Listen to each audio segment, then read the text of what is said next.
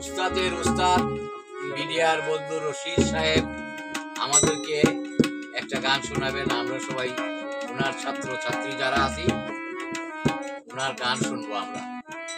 আমাদের বিশেষ অনুরোধে মিডিয়ার বন্ধু রশিদ সাহেব আমাদের সঙ্গীতের সঙ্গীতজ্ঞ, ওনার গান আমরা শুনবো। ওনাকে গান গাওয়ার জন্য আমাদের গান শোনানোর জন্য আমরা অনুরোধ করব।